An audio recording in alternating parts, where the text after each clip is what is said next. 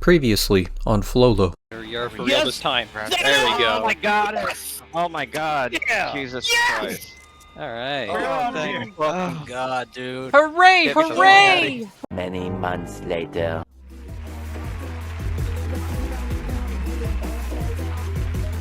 What is going on out there this time? Living alone gets awfully style, don't you think? Yeah, I think I'm good on that. I'm going back to the solo stuff.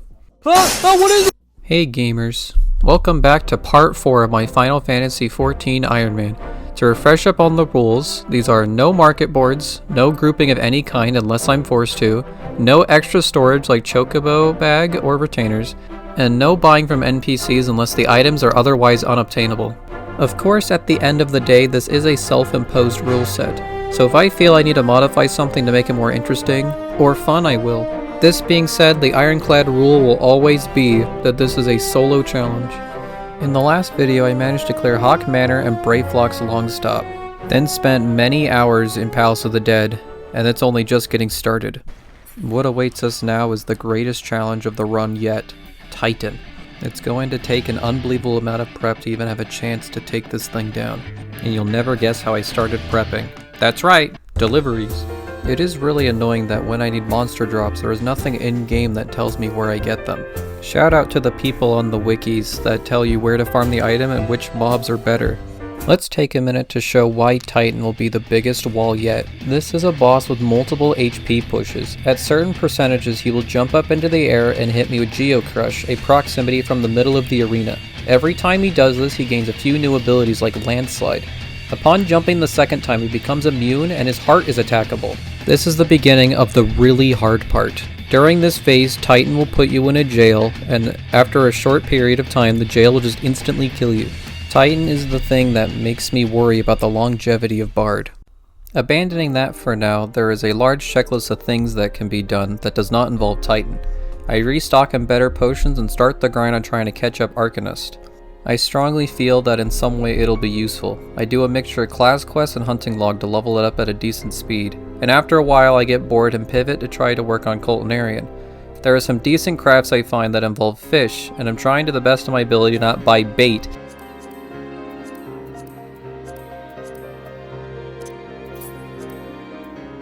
There are technically workarounds to buying bait by crafting.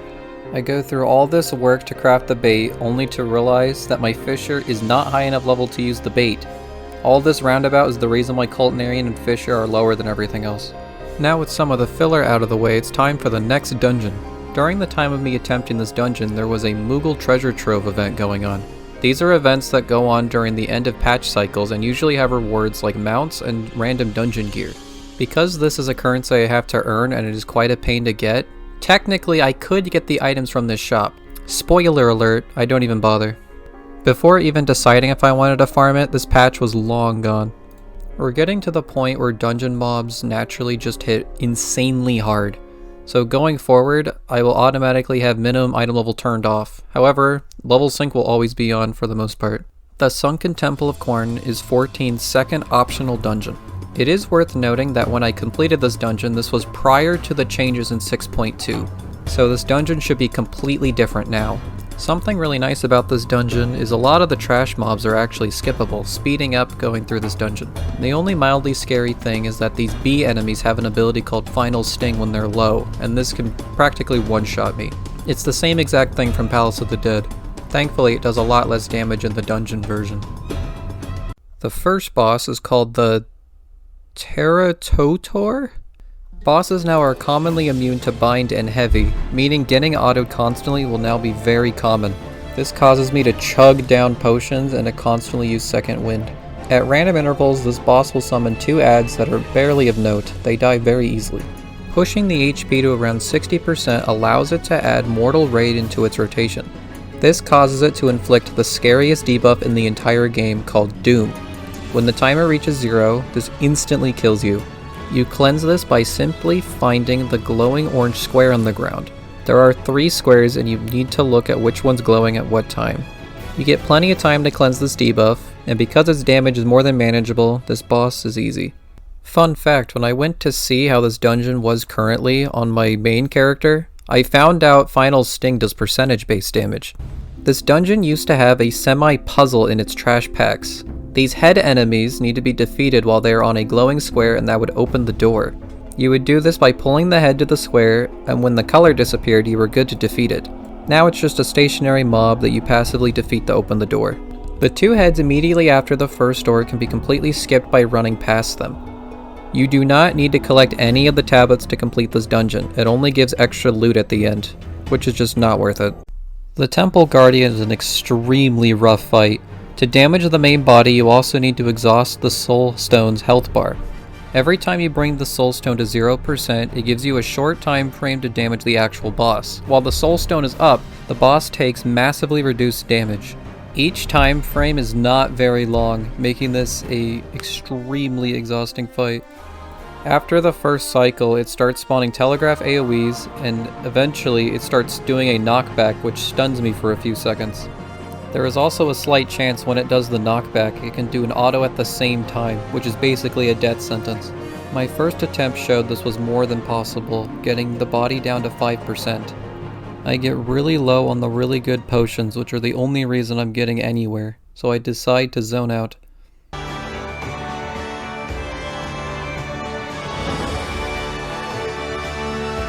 Back inside the dungeon, I re-cleared to the Temple Guardian for round 2. This boss isn't as difficult as it is tedious.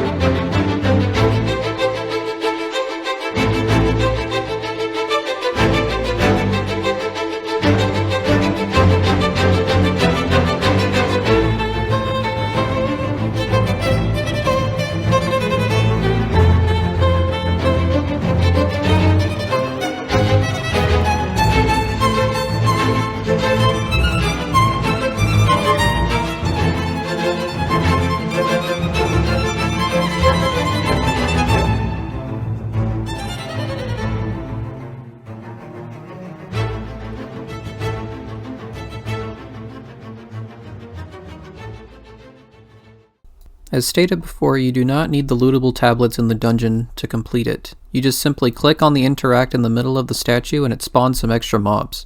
Knowing what I know of this final boss, the Adjudicator, it'll either be really easy or really hard.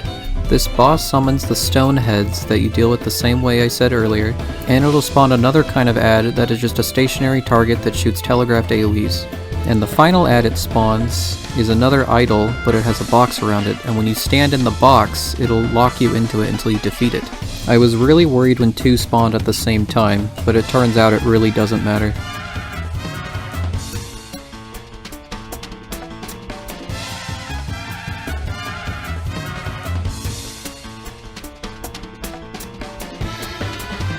I was a little worried about this dungeon, but it seems it was not warranted. With the only real distraction out of the way, there was only one thing for me to do. I unlock Rogue in case I don't have another strat for Titan, if you know you know, and then do my favorite thing to procrastinate. Palace of the Dead!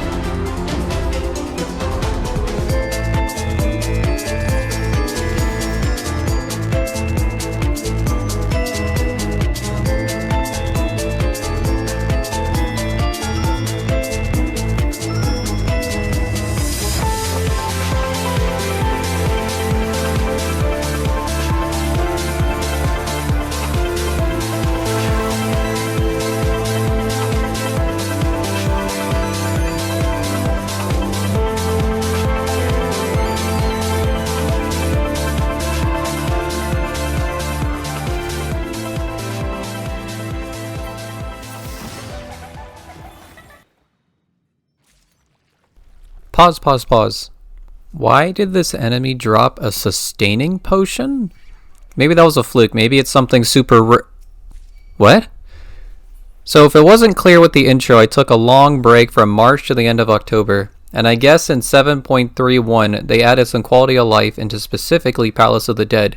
You can see on here it's much easier to farm Aether Pool, and there is a constant and consistent stream of sustaining potions. Very, very nice.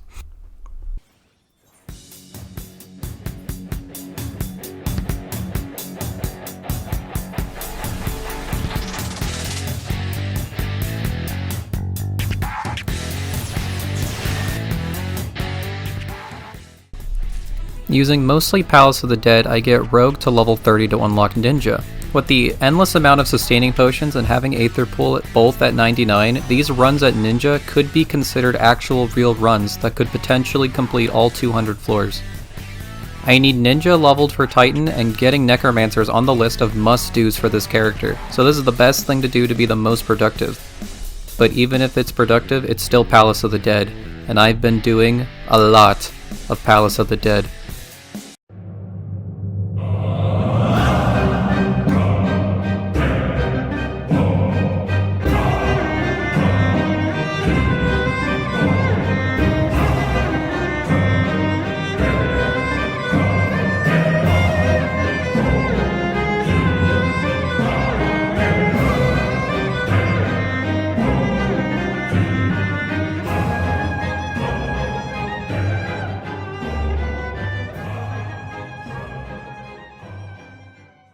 I just realized I haven't explained any of the bosses past floor 30. Just for completion's sake, I'll do that right now and run through them. The floor 40 boss is super unique, and it will occasionally spawn baited puddles underneath you that you step out of. The floor 50 boss spawns telegraphed AoEs and you just dodge them. The floor 60 boss is super unique, and it will occasionally spawn baited puddles that you walk out of, and it'll sometimes do a knockback. The floor 70 boss is super unique. Occasionally it'll spawn a puddle underneath it, and all you do is run it out of the puddle. The floor 80 boss is super unique, where it will occasionally spawn baited puddles on the ground and telegraphed AoEs. Then at 10% it'll start casting Meteor. Just kill it before it casts it. The floor 90 boss spawns bomb ads. You kill the matching color ones, and then for the opposite color ones you knock it into the boss to stop it from casting its big explosion. The floor 100 boss is like the end of the tutorial. It and its ads are super weak to the Resolution Paramander.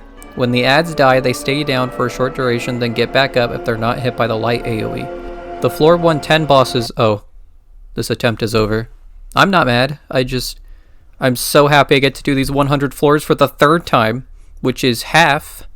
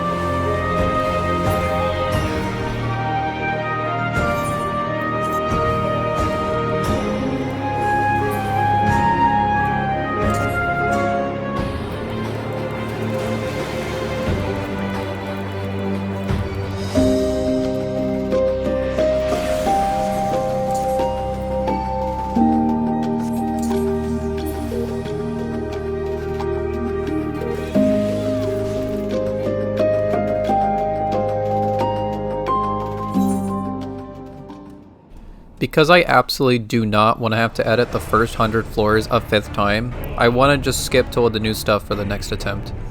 Dying in the 140s has taught me a lot, but the only thing I'm still really bad at is preserving my Paramanders. The 150 boss is pretty scary because the zombie ads can grab you, causing you to stay in the AoEs, which I believe can one-shot you. Other than that, it's just a really long fight. The floors from this point are so tough. Everything is super scary, and there's always that feeling over my head that I'm gonna have to redo the 5 hours it took to get here. The 160 boss is just like the 60 boss, and the 170 boss is also just like the 70 boss. The 171 to 80 floor set treated me absolutely horribly. I know I could have gotten away with a lot of these things without wasting rages or witchings, but I just wasn't sure and I was nervous because it's my first time getting this far. It took me a very long time to get through all this, and I exhausted my supply way too thin, and it costed me the whole run for not having a steal for the boss. Such a shame.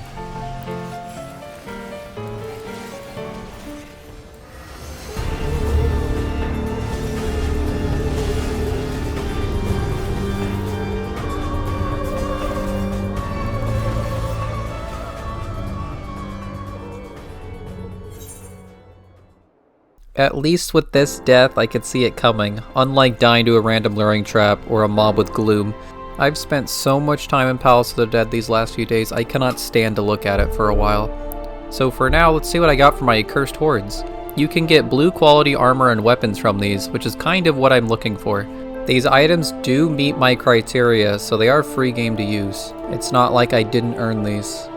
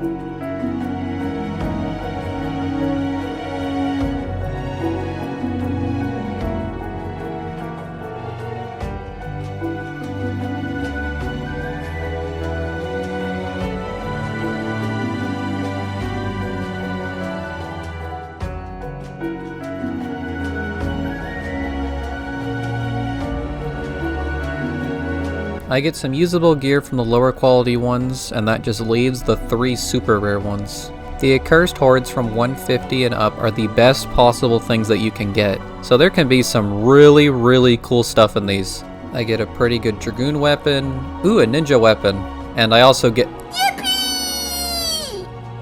This is, without a doubt, the coolest thing I possibly could have gotten from this bag. This almost makes me forget how much pain I went through the last few days. Despite losing a run on 180, I did complete one of the major goals I had, which was to get Ninja to 50. I quickly complete the class quest while trashing all of the class gear. Now if you are familiar with Wrath Games, he is essentially the person that inspired this entire challenge.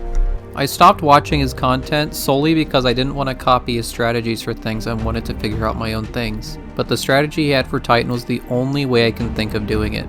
If there's any other methods that work, I would be happy to try them. However, I'm going to use his.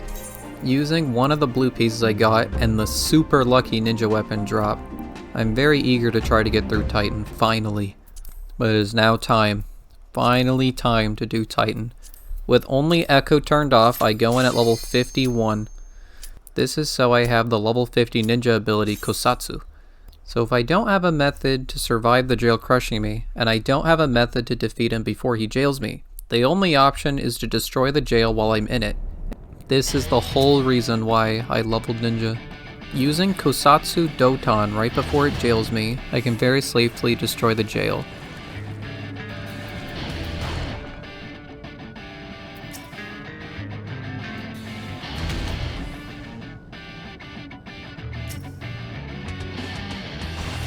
It especially helps that I got the ninja weapon drop. It's probably the sole reason why this goes so smoothly.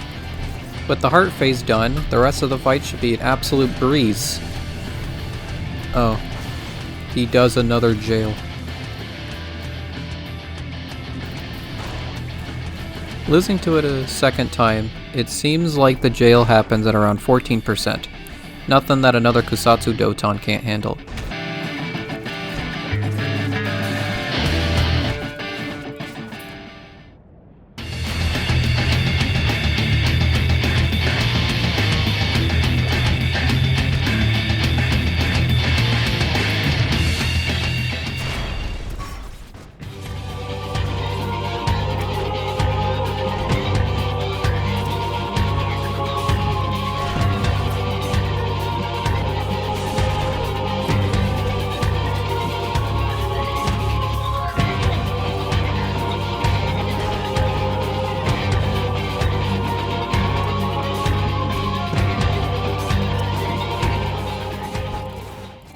And now, finally after this whole time, I can continue the MSQ.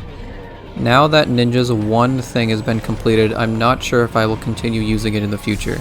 But for now, I shall savor this victory. We'll see where it goes from here. Thank you for watching, and sorry for the long wait.